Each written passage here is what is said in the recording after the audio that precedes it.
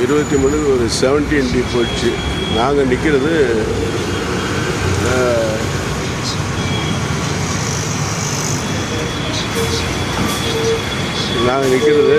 ஓஎம்ஆரில் போகிறதுக்காக 570 டீலக்ஸ் பஸ்ஸுக்காக வெயிட் பண்ணுறோம்.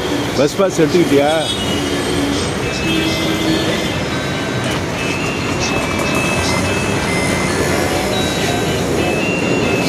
D இப்போ தான் போச்சுன்னு சொன்னேன். அடுத்த 17D வருது.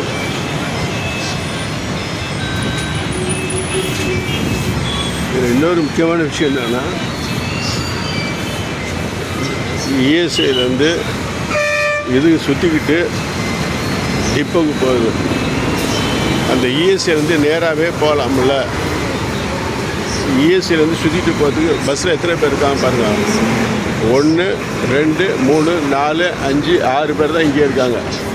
இது 6 பேரை ஏற்றிக்கிட்டு இஎஸ்சி வழியாக சுற்றிக்கிட்டு கேக்கனர் பத்துக்கு 25 நிமிஷம் 20 நிமிஷத்துக்கு மேலே இங்கேருந்து 25 நிமிஷம், இஎஸ்சிலேருந்து போனால் 20 நிமிஷம், போக 25 நிமிஷம், வர 25 நிமிஷம், 1 ஹவர். இங்கேருந்து போனாலும் 5 பேர், அங்கேருந்து வந்தாலும் 5 பேர். 1 ஹவருக்கு 5 10 பேருக்கு அது ஒரு பஸ்ஸே வேஸ்டி ஆகுது.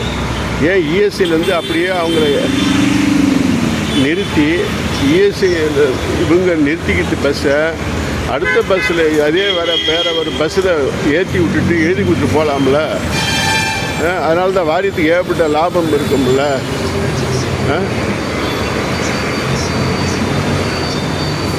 ஓகே, இது ஒரு சம்பவம். இப்போ ஏற்கனவே ஒரு 17D போயிடுச்சு. இப்போ 2வது 17D போயிருக்கு. நான் வேறு பஸ்ஸுக்காக நிற்கிறேன். அதாவது 570க்காக நிற்கிறேன். ஒவ்வொரு 20 நிமிஷமும் ஓஎம்ஆருக்கு இதுக்கு சிறுசேரிக்கு ஏசி பஸ்ஸு போகும். ஒரு 20 நிமிஷத்துக்கு ஒரு ஏசி பஸ்ஸு போச்சுன்னா அடுத்த ஒரு 570 டீலக்ஸு திருப்போரூரோ இல்லை கலாம்பாக்கத்துக்கோ போகும். இன்றைக்கி என்ன நடக்குதுன்னு பார்ப்போம். அதுக்காக தான் இருக்கேன். இந்த இடையில 17Dயை பற்றி அறிமுகப்படுத்துகிறேன். ஏன்னா ரொம்ப நாளாக இந்த 17Dயை பற்றி நினைக்கிறேன்னு சொல்லணும்னு நினச்சிருந்தேன். 17D 11G 12G இந்த கேகே நகர் டிப்போலேருந்து வர வண்டியெல்லாம் ஏன் டோட்டலாக ஊரை சுற்றிக்கிட்டு 25 நிமிஷத்தை வேஸ்ட் பண்ணி டிக்கெட் இல்லாமல் இஎஸ்ஐயில் நின்று பிராட்வேக்கும் மற்ற இடத்துக்கு போகணும். அது ஸ்ட்ரைட்டாகவே இஎஸ்ஐலேருந்து டிப்போக்குள்ளே போக வேண்டியதானே. அதேமாரி டிப்போக்குள்ளேருந்து நேராகவே ஸ்ட்ரைட்டாகவே இஎஸ்ஐக்கு வர வேண்டியதானே. ஆனால் இன்னொன்றும் பண்ணுறாங்க. கலெக்ஷனை காமிக்கிறதுக்கு வண்டியை லேட் பண்ணிவிட்டு ஒரு வண்டியை சுத்தலில் விட்டுட்டு வருவாங்க. எந்த வண்டியை? ஒயிட் போர்டு வண்டியை சுற்றிக்கிட்டு வர வச்சுட்டு ஆட்டோமேட்டிக்காக டீலக்ஸ் வண்டியை எடுத்துக்கிட்டு சர்ன்னு இதில் டிப்போலேருந்து ஸ்ட்ரெயிட்டாக சுற்றிட்டு வராமல் இஎஸ்சியில் டிக்கெட்டை ஏற்றிட்டு போய் கலெக்ஷன் காமிச்சிடுவாங்க. அதுமாரி காமிக்க போகும்போது டீசலும் மிச்சம் பற்றி கணக்கு காமிச்சிடுவாங்க. டிக்கெட்டு கலெக்ஷனையும் கொடுத்துட்டு பண்ணிகிட்ருப்பாங்க. அது மட்டும் இல்லாமல் இன்னொரு முக்கியமான ஒரு விஷயம் என்ன நடக்குதுன்னா, போஸ்டல் காலனிலேருந்து அசோக் பில்லருக்கு இஎஸ்ஐக்கு டிக்கெட்டு 6 ரூபாய் வாங்குகிறாங்க.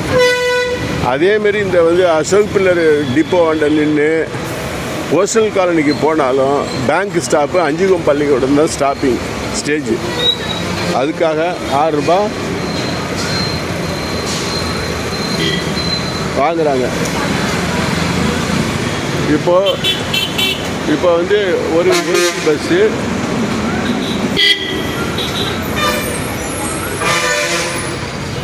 $570 ஏசி பஸ்ஸு கிளாம்பாக்கம் போகுது. 570 ஏசி பஸ்ஸு. இப்போது அடுத்த 20 நிமிஷம் கழிச்சு 570 டீலக்ஸ் வரணும். வருதா என்னன்னு தெரியல, பார்ப்போம்.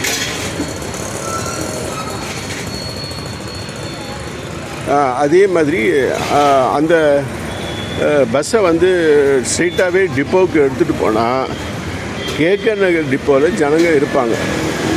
அதே மாதிரி தான் அண்ணா நகர் டிப்போவும். அண்ணா நகர் டிப்போக்குள்ளார பஸ்ஸே போகிறதில்ல. அங்கே என்ன நிற்கிது? வெறும் பைக்கு ஸ்டாண்டர்டு. அண்ணா நகர் என்ன பேர் இன்றைக்கி சென்னையிலுடைய கோடிக்கணக்கான அதிபதி உள்ள டிப்போவில் போய் பார்த்தீங்கன்னா 2 வீலர் பைக்காக நிற்கிது. அதுவும் நம்மளை மாரி வெளியால் நிறுத்தக்கூடாது தான். யாரோ டிரான்ஸ்போர்ட்டில் வேலை பார்க்குறவங்க மட்டும்தான் அங்கே நிறுத்திட்டு போகலாமா. அதாவது ஒரு bus stop bus டிப்போவோ, Anna Nagar bus டிப்போவோ bus உள்ளார போகாமல் வந்து வெறிச்செடி கிடக்குது.